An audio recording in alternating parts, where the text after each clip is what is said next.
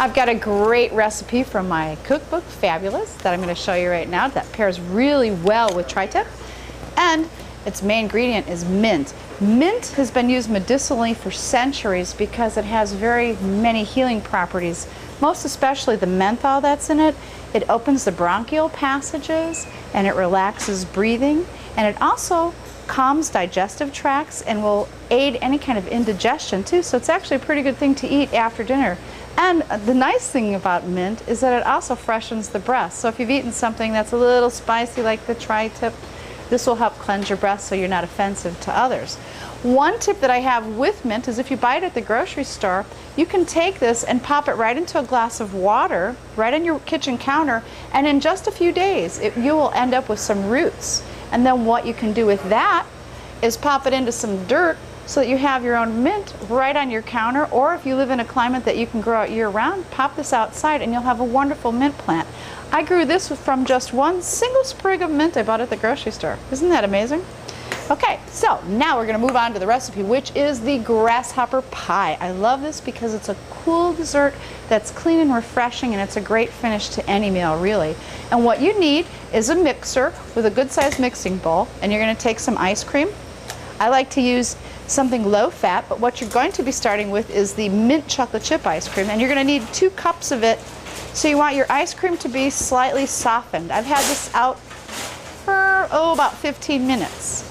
And you go ahead and measure 2 cups of the ice cream into your bowl.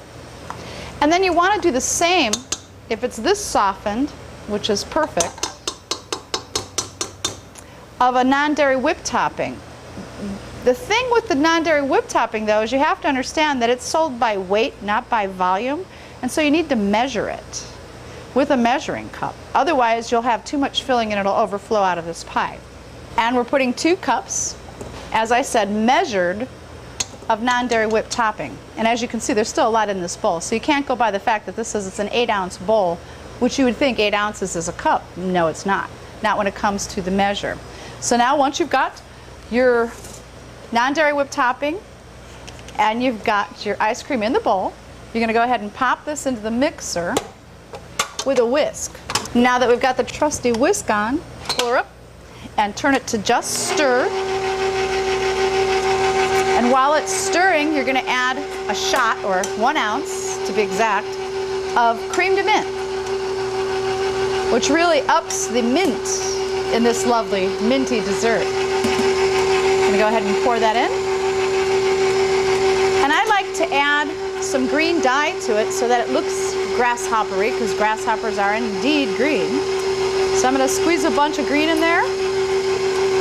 And then once I've got that all in place, I'm going to kick her up a notch or 2 and let it fly, just so that it whips itself together. Because what it's actually doing is it's reconstituting the non-dairy whipped calming and forming it together with the ice cream so that you end up with almost like a mousse. Just a minute or 2 will do. Then I'm going to take a prepared chocolate pie crust, which you can either make from scratch if you like, as I have in my cookbook, or you can purchase one. They have them in a couple different flavors. You can get the Oreo type, or you can get the chocolate type. Both work quite well in this recipe, but I do recommend using a chocolate one because of the mint marrying so well with the flavor of chocolate. I don't think vanilla does it as much justice. So now that you've got it all mixed very nicely like that, we're going to just pour it right in to the pie shell. And as you can see, it's fitting perfectly into this pie. This is a 9-inch pie shell. And it fits just beautifully into this.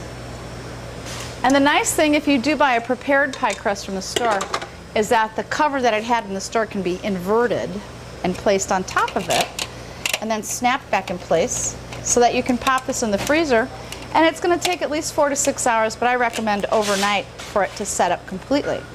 And if you want to fancy up this dessert, go ahead and sprinkle some chocolate shavings on it and add a little fresh sprig of mint like I've done here.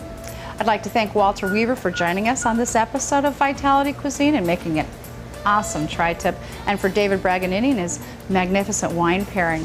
Thank you for joining us here on Vitality Cuisine. We hope to see you again. Bye-bye.